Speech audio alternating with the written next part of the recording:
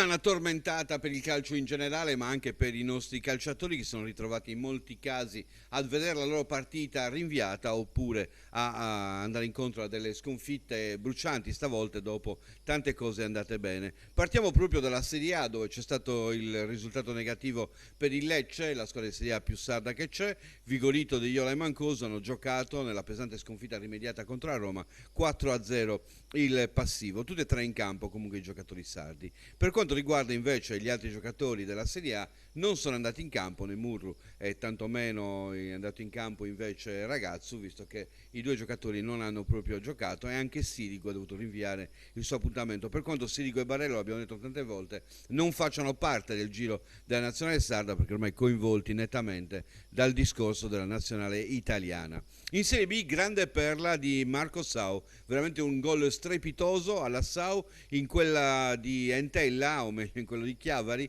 dove il Benevento ha battuto l'Entella per 4-0. Il primo gol proprio di Marcolino Sau. Non ha giocato Mancosu in questa partita. Ha giocato invece, per quanto riguarda la Serie C, ha giocato invece Muroni in Modena Sud Tirol, vinta dal Modena per 1-0. Ha giocato Bombaggi in Rieti Teramo 0-2, vinta dal Teramo di Bombaggi, quindi in trasferta. Mentre, come abbiamo detto, in Serie B dolori per qualcuno, in questo caso per Burrai, che ha perso nella gara del Pordenone, che ha perso contro il Chievo in casa. Hanno giocato e vinto invece quelli dell'Olbia, Aresti, Pisano, Pennington, De Marcus, Cocco e Mastino, senza segnare, contro la Pistoiese di Dametto, quindi un derby tra giocatori sardi. Ha giocato e vinto Giorico nella partita che la Triestina ha appunto vinto a Ravenna, 1-0 il punteggio, 0-0 invece per il Bari di Karim Laribi. Ha giocato e vinto anche Emerson, anche in questo caso in trasferta a Viterbo, il Potenza 3-1,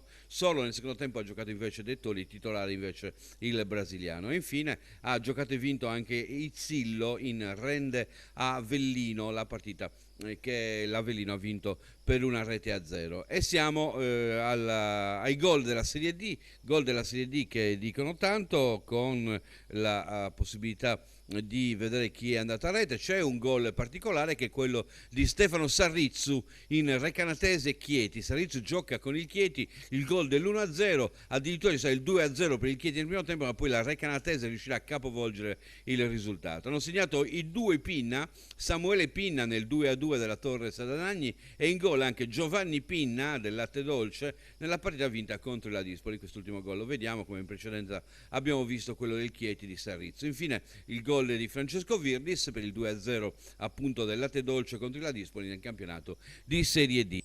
Andiamo a vedere la formazione con una serie di modifiche anche nell'assetto tattico. Abbiamo disposto una difesa a 3 davanti ad Aresti, il portiere della settimana, Idda, Emerson e Del Fabbro. Quindi un centrocampo a 5 con 2 ali, 2 esterni votati all'attacco, Izzillo a destra, Giorico, De Iola e Mancosu con Sarrizzu a sinistra e infine Cocco e Sau di punta. Una formazione decisamente votata all'attacco, ci vuole di questi tempi.